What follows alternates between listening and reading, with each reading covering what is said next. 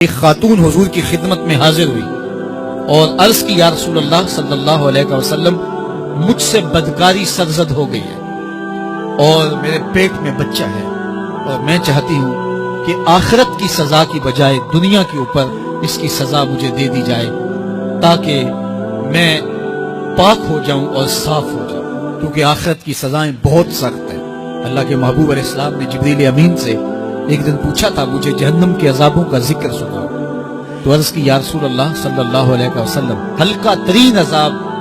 یہ ہے کہ جہنمی کے پاؤں میں آگ کے جوتے رکھے جائیں گے، باقی اس کے پورے بدن پہ آگ نہیں ہوگی، صرف آگ کے جوتے اس کو پہنائے جائیں گے، لیکن اس کی حدت، گرمی اور شدت اتنی ہوگی یغلی منہما دماغہ، اس کی شدت سے اس کا دماغ پگھل کر ناک اور کانوں کے ذریعے سے باہر آنا شروع ہو جائے۔ یہ سب سے ہلکے عذاب کی کیفیت ہے، اور جو عذاب سخت ہیں اللہ تعالیٰ قرآن مجید میں فرماتا ہے ثم لا يموت فیہا ولا یحیا، اس بڑے عذاب کا ذکر کیا جو جہنمیوں کو دیا جائے گا، فرمایا اس عذاب کی کیفیت یہ ہوگی بندہ نہ جیے گا نہ مرے گا۔ جیے گا اس لیے نہیں کہ آگے اور پیچھے دائیں اور بائیں آگ ہی آگ ہوگی، تو اس آگ میں جینا کو جینا تو نہیں ہوگا، اور مرے گا اس لیے نہیں کہ موت کو موت آ چکی، تو وہ کتنا سخت عذاب ہوگا۔ اللہ یاز باللہ کے ہلکے ترین عذاب کی کیفیت یہ ہے کہ پاؤں میں آگ کا جوتا اور دماغ پگھل کے ناک اور کانوں کے راستے سے باہر آ جائے۔ تو اس نے عرض کی یا رسول اللہ صلی اللہ علیہ وسلم میرے اوپر حد جاری کر دیجئے، اور اس نے کہا کہ میرے پیٹ میں جو ہے وہ بچہ ہے۔ اللہ کے محبوب علیہ السلام نے فرمایا جاؤ جب بچہ پیدا ہو تو پھر آنا۔ وہ چلی گئی، تو جب بچہ پیدا ہوا تو گود میں اٹھائے پھر حضور کی خدمت میں حاضر ہے اور عرض کی یا رسول اللہ یہ ہے بچہ جو میں نے گناہ کیا تھا، بدکاری کی تھی، آج یہ اس کی نشانی ہے۔ تو اللہ کے محبوب علیہ السلام نے فرمایا کہ اسے لے جاؤ اور اسے دودھ پلاؤ، اور جب یہ کچھ کھانے پینے لگ جائے گا تو پھر آنا۔ کچھ دنوں کے بعد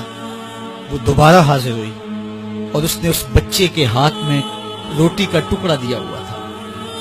اور عرض کی یا رسول اللہ دیکھ لیجئے اب یہ روٹی کھانے لگ گیا ہے۔ اللہ اکبر۔ تو اللہ کے محبوب نے فرمایا انہیں لے جاؤ اور جا کے انہیں سنسار کر دو۔ اس کی یہ حد بنتی تھی، اس کو سنسار کیا اور اس نے خود یہ سزا اپنے لیے قبول کی۔ تو یہ بات ذہن نشین کیجئے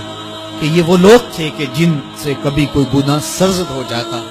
تو وہ جلد توبہ کرتے، اور اس کی بڑی سے بڑی حد اور سزا بھی ہوتی تو وہ بھی کاٹنے کے لیے تیار ہو جاتے۔ میں اور آپ دیکھیں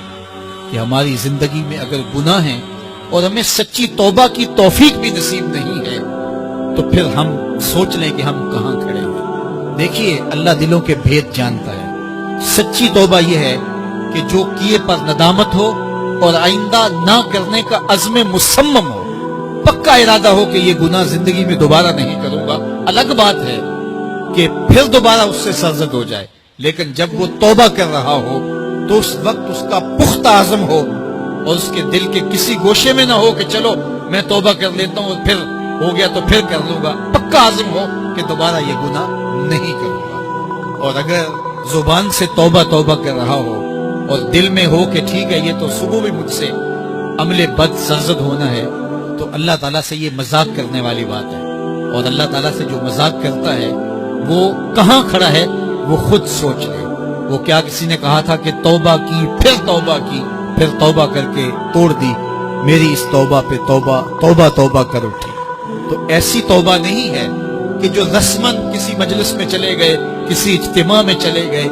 تو سب لوگوں نے توبہ توبہ کی تو وہ بھی توبہ توبہ کرتا رہا، لیکن اس کا عزم مصمم پختہ ارادہ نہیں تھا گناہوں کو چھوڑنے کا، تو یہ توبہ نہیں، یہ مذاق ہے۔ اس لیے اللہ کے حضور سچی توبہ یہ ہے کہ ما قبل کے گناہوں سے ندامت پیدا ہو جائے اور سچے دل سے ارادہ کیا جائے،